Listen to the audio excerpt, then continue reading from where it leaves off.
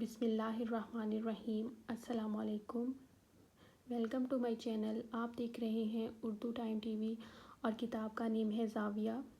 یہ اشفاق احمد کی تحریر کردہ کتاب ہے اور یہ ان کی کتاب کا پہلا ایڈیشن ہے۔ تو چلیے ہم اس کتاب کو شروع کرتے ہیں۔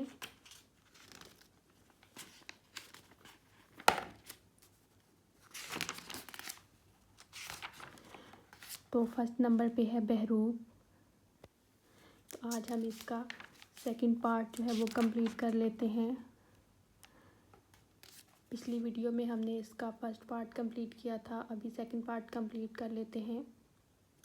زاویہ کے پہلے پروگرام میں حاضرین کے جناب اشفاق احمد سے کچھ سوالات اور ان کے جوابات۔ سوال: اس طرح کی نشست تو رورل ٹریڈیشن ہے ہماری، یہ بھی اسی کا ایک سلسلہ ہے۔ پرنٹڈ ورڈ نے اس کو تقریباً ختم کر دیا ہے۔ جواب: ہاں، یہ ایک لمبی کہانی ہے۔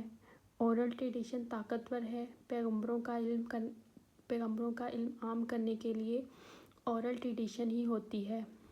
پیغمبر بھی کھڑے ہو کر اپنی بات بیان فرماتے تھے، اسی لیے اللہ قرآن پاک میں بار بار ہر پیغمبر کے بارے میں فرماتا ہے، اے لوگو دیکھو۔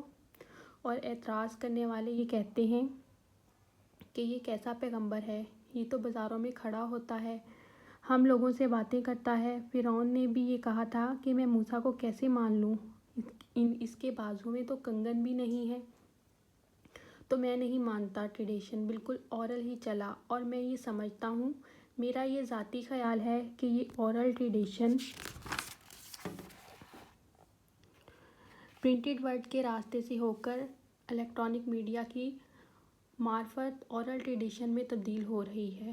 ہونا چاہیے، بشرطیہ اس کا روپ بہروپ ویسا ہونا چاہیے جس طرح ابتدائی قدیم زمانے سے ہے۔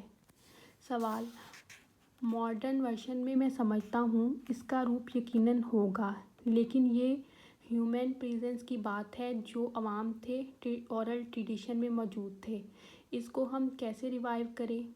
جواب: اس کو ہم ریوائیو کر سکیں گے، بالکل دوبارہ جنم دینے سے کر سکیں گے، جہاں انسان انسان سے ملے گا، انسان انسان سے بات کرے گا، ورنہ ہم اپنی ہر سوچ کو ریئلائز کرتے ہی رہ جائیں گے۔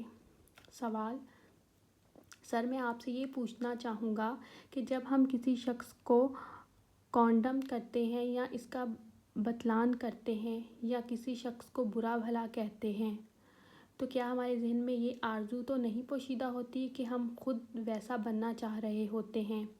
حسین آدمی کو ہم حسین آدمی رد کرتے ہیں، امیر آدمی کو کم امیر آدمی رد کرتا ہے، طاقتور صحت مند کھلاڑی کو رد کرتا ہے۔ تو کیا اس کے پیچھے کوئی ایسی آرزو نہیں ہوتی کہ کاش میں بھی ایسا بن جاتا؟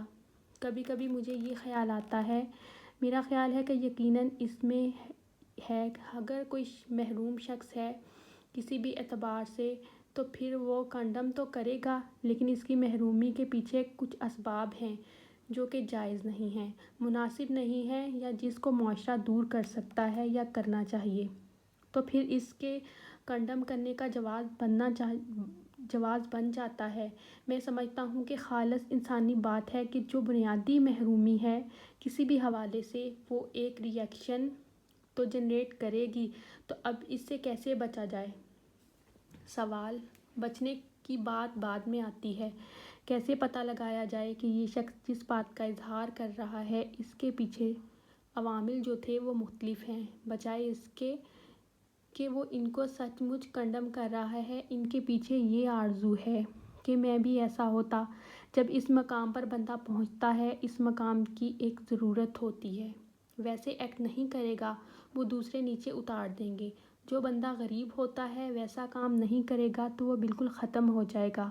جو بندہ امیر ہوتا ہے، اس کے پاس پیسہ آتا ہے، دولت آتی ہے، ویسا بیہیو نہیں کرے گا تو لوگ اس سے چھین لیں گے۔ بعض لوگ کہتے ہیں، یہ جب غریب تھا تو بہت اچھا ہوتا تھا، اللہ میاں نے اسے دولت دی ہے تو بہت غلط ہو گیا ہے۔ جواب: برخودار یہ آدمی جو امیروں کو رن ڈاؤن کر رہا ہے کہ دیکھو جی کتنا ظالم ہے۔ سوال: یہ سر کہیں ایسا تو نہیں کہ حسد بول رہا؟ جواب: حسد بھی بولتا ہے، اگر حسد بولتا ہے تو وہ پھر خود ہونا چاہتا ہے نا۔ میں ڈرتا ہوں میرے منہ میں خاک، میں کہیں جرأت نہیں کر سکتا۔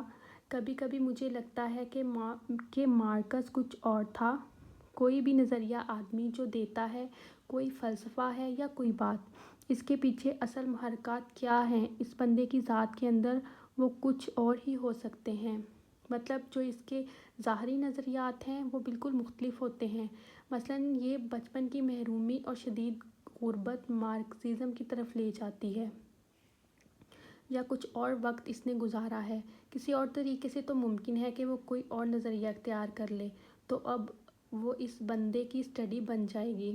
مسئلہ تو یہ ہے کہ جو اس نے پیش کیا ہے وہ کیا ہے، اس کو الگ سطح پر جانچیں۔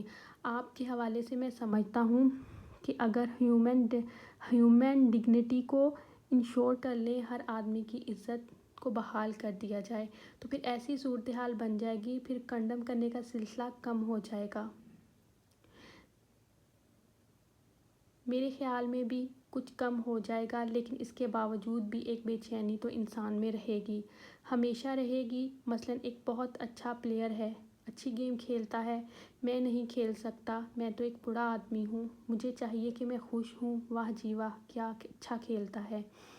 میں کہتا ہوں یہ تو کچھ بھی نہیں، فضول ہے، اس میں کیا ہے؟ انسان میں اپنی کمزوریاں اور اپنے اندر جو خامیاں ہوتی ہیں ان کو تسلیم نہیں کرتا، اس میں جو ہے وہ مجھ سے کیوں نہیں، تو ایک حسد کہہ سکتے ہیں یا انسان کی شخصی کمزوری کہہ سکتے ہیں۔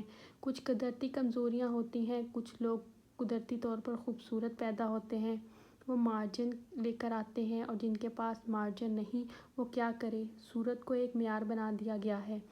آدمی جتنا بڑا ہو جاتا ہے اتنا بڑا اس کا ظرف ہو جاتا ہے، وہ چیزوں کو برداشت بھی کر لیتا ہے، سن بھی لیتا ہے، کنڈم بھی نہیں کرتا۔ اگر ایسی صورتحال پیدا کی جائے کہ ہر آدمی کو عزت نفس ملے، اس کو بڑا ہونے کا احساس دیا جائے، تو پھر وہ کنڈم نہیں کرے گا۔ بڑا ہونے کے لیے جو لیور آپ اسے عطا کر رہے ہیں وہ عزت نفس کا ہے، دولت یا شہرت یا حسن ہی سب کچھ نہیں ہے۔